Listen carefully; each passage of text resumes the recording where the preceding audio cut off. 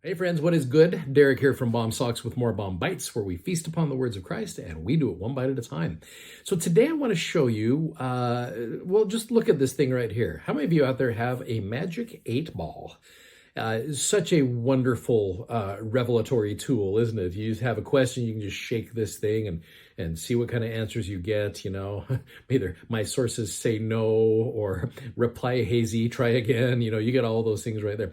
Now, it seems kind of silly to use this to be able to receive inspiration, but I think I have found the church history equivalent of this, and it's surrounding section 28. So let me take you to Saints, and it's Saints is in chapter 9. It's called Come Life or Come Death, and there's a certain part here that shows you the context of what is going on for section 28 of the Doctrine and Covenants.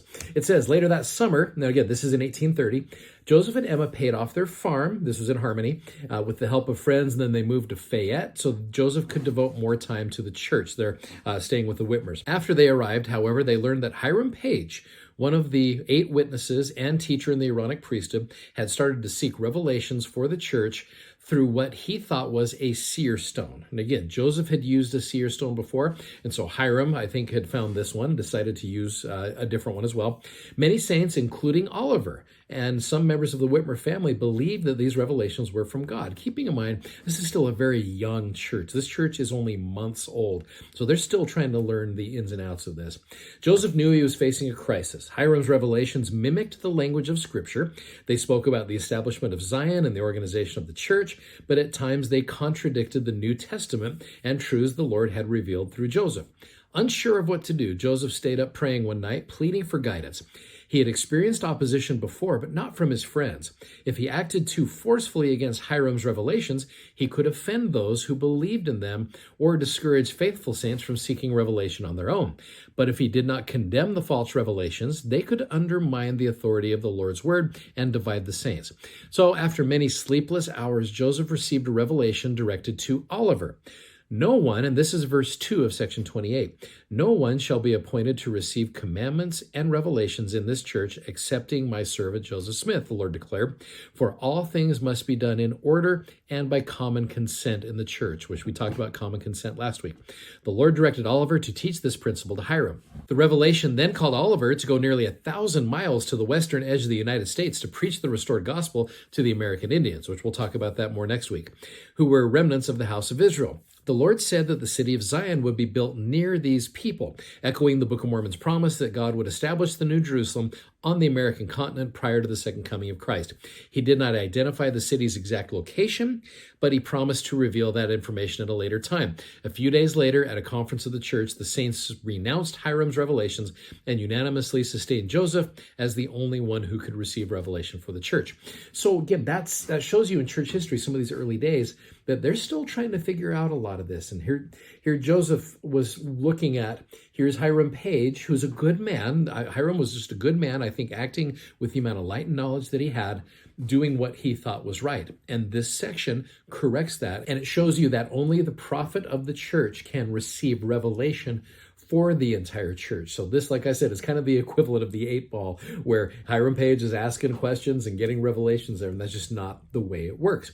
There's a great quote here from Joseph Smith where he said, "Nothing is a greater injury to the children of men than to be under the influence of a false spirit when they think they have the Spirit of God." And sadly, there's instances of that in history where you have these individuals who believe they are acting with the knowledge of God, and yet they aren't. And so that's where it gets difficult. So one of the things it suggests here is in the Come Follow Me. Let me share with you what it says in the Come Follow Me for the week. It says, the living prophet is God's mouthpiece for his church. Imagine what it would be like if anyone could receive commandments and revelation for the entire church. When Hiram Page claimed to have received such revelation, there was confusion among the church members, which we just talked about. In Doctrine and Covenants 28, the Lord revealed an order for revelation in his church. What do you learn from this section about the specific role of the president of the church?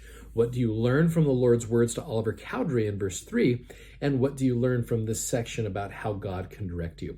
So what I'd like you to do is just take a couple of minutes and you can talk about that as a family. Those 3 questions. Again, what do you learn from this section about the specific role of the president of the church? What do you learn from the Lord's words to Oliver in verse 3? And what do you learn from this section about how God can direct you? So take a couple minutes and talk about it, and we'll come right back. Okay, so one of the things it suggests in this particular portion of the Come Follow Me, it gives a conference talk from Dallin H. Oaks. It is called The Two Lines of Communication. And let me just share with you, he actually talks about, he says there's two lines. He says there's the personal line, then he says there's the priesthood line. And you got to be careful because you need both of them. If you rely solely on one, or the other, you can go off balance. So here's, Elder Oaks goes into both of those, and he does a very good job. This is kind of a conclusion to what he said. He said, we must use both the personal line and the priesthood line in proper balance to achieve the growth that is the purpose of this mortal life. If personal religious practice relies too much on the personal line, individualism erases the importance of divine authority. You start becoming so smart that you do not need anybody else. However, if personal religious practice relies too much on the priesthood line, individual growth suffers, and you become one of those individuals who cannot make decisions on their own. They've got to wait. They need that inspiration and revelation. And the Lord, he wants us to be self-sufficient, and he wants us to be him sufficient as well. I don't know if that's a word or not, but he wants us to be able to rely on ourselves and on him. So just finishing, he says, the children of God need both lines to achieve their eternal destiny.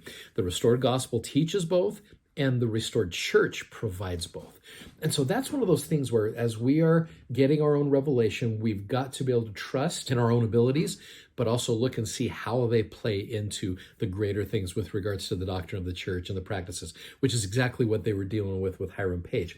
He was probably going more to his side, but neglecting some of the other side. And this is just it's a great chapter to balance us out. So I'm grateful for that. One other thing I want to share with you, and this is for tomorrow's episode, a little teaser for you. Satan does not want you to be balanced there. He wants to. He doesn't care what side of the fence you fall off on, as long as you just fall. And we will talk about tomorrow one of those defenses that will help you to be able to achieve that good balance. Anyway, thanks for watching. Thanks for subscribing. Thanks for sharing. You guys are awesome. Godspeed. Bye-bye.